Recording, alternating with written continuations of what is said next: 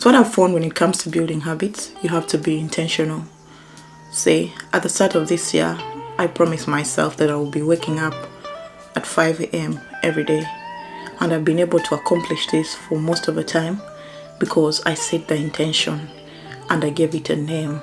I'll be waking up at 5 a.m. every day. And waking up at 5 a.m., what it's done, it's given me time to fill my cup before the rest of my family members wake up. I'm able to record these videos as I'm recording this. It's 5 a.m. I've just woken up. I'm able to do my daily devotional. I'm able to plan for my day. And that intention helps me have some time for myself before the day gets busy.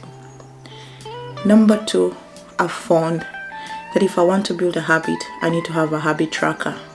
A habit tracker is something that's going to help me stay on course with that habit that I've said that I'm going to set. It's said that what is not measured cannot be tracked. If you can't measure progress of something, you're not going to be able to track it.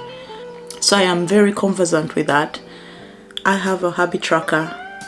A link will be in the description in case you want to use it. It's a Google spreadsheet and it's helped me set goals for myself. It's helped me see the progress that I've made. It's helped me stay on course of my body recomposition. It's helped me create content for this YouTube. At the start of the new year, I really didn't know anything when it came to creating videos. All I did was watch. I used to be that consumer on the other side, but now I'm able to record videos because I took time to create that morning routine that works for me, that helps me learn something new, that helps me take time to feed my soul with the Word of God, that helps me plan out my day, that helps me go out and work out every day. If you haven't seen my body recomposition series, at the start of the new year, I was over 100 kilograms, but now I've been able to cut up to 15 kilograms. And that has only happened because of the intentions I've set. Number 3 is to be clear on what habits you want to implement in your life. Clarity comes in such a way that you will know what you need to put in your life. I recall when I just started my graduate school, I had so many goals of what I would do when I was a graduate student, but most of the things I didn't get to do them because I wasn't clear on what I wanted to do. For example, when I moved to Australia in 2015, I wanted to start a YouTube channel. I always wanted to do it, but I didn't set the pace for creating the YouTube channel. I didn't set that time to learn how to film videos. I was so intimidated because I didn't know what to do. But ever since I got clear on what goals I need to set for myself, ever since I got clear on what intentions I want to implement in my life, I've been able to see myself grow.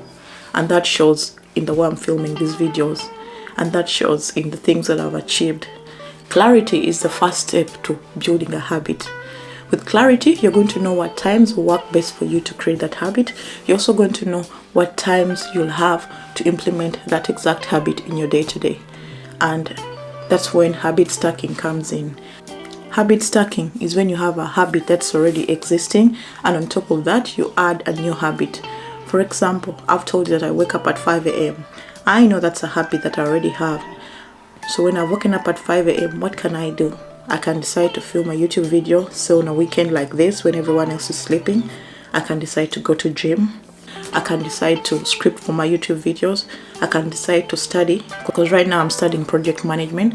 And what happens is I already have the habit of waking up early, and on top of that, I've added another habit. That has been something that has transformed my life. So you might be wondering, how can I start implementing small habits in my life?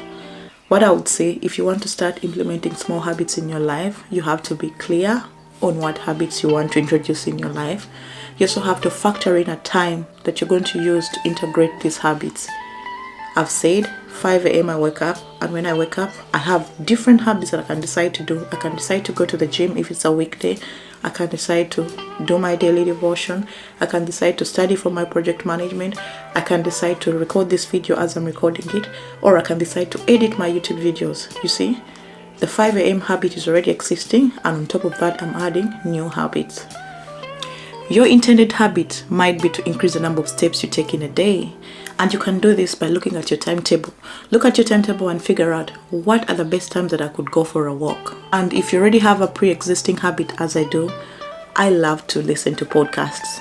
Of late, I discovered The Science of Success, and I really love that podcast. It's an evidence-based podcast, and every time I listen to it, I learn something new.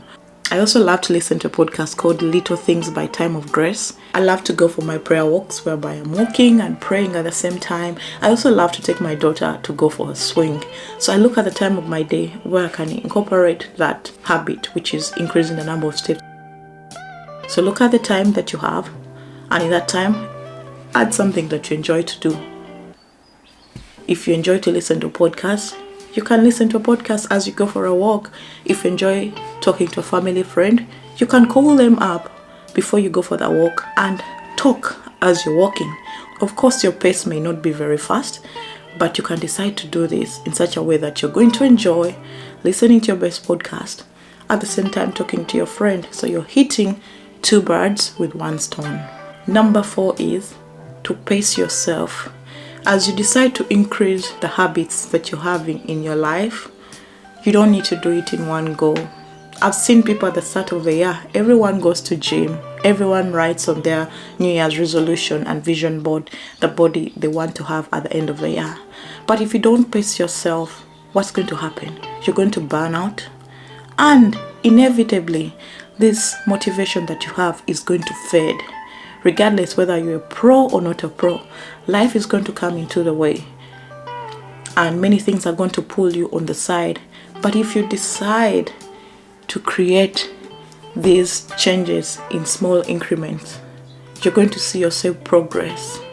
Because what happens most times when your momentum and your motivation drops, you're going to end up abandoning this habit altogether.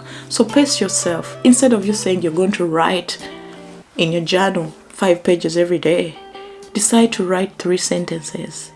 Instead of you saying you're going to drink 4 liters of water or a gallon of water every day, decide to say, I'll start with half a gallon, or I'll start with 1 liter a day. Instead of you saying you're going to read 10 books at the end of the year, decide that you will read 1 page. In this way, you're going to create that confidence in yourself to know that you need to show up and incorporate these habits in your life. Number 5 for me, it's about being able to celebrate the small wins. Small wins with habits mean that when you've accomplished something, take time to enjoy it. Take time to reflect back on that habit. Take time to celebrate those small wins. Say, for September this year, I'm doing a 30-day challenge. And in this 30-day challenge, what's happening? I am ensuring that these habits that I want to incorporate in my life, I'm doing them for 30 days. At the end of these 30 days, what's going to happen? I'll sit down and evaluate my progress and celebrate my progress. A celebration might be patting yourself on the back for the good work you've done, taking a progress picture if you're in a weight loss, buying yourself fitting leggings if you've lost weight, going out and eating something that you like, or buying yourself something to celebrate the good work that you've done. When you learn to celebrate small things, what happens? Your heart fills with gratitude. I'm going to do a detailed video about gratitude and how it's changed my life. And if you want to see that video, please subscribe to this YouTube channel. I love that you're here to watch me today. I love that you enjoy my videos. I love that you joined my corner. And if you haven't joined my corner, please subscribe. There's a lot of interesting things coming our way on this journey. That aside, so to finalize this video, I want to ask you one question. What new habits do you want to implement in your life? And if you've reached this far, thank you so much for watching my YouTube video. Thank you so much for spending some minutes of your day to catch up with me.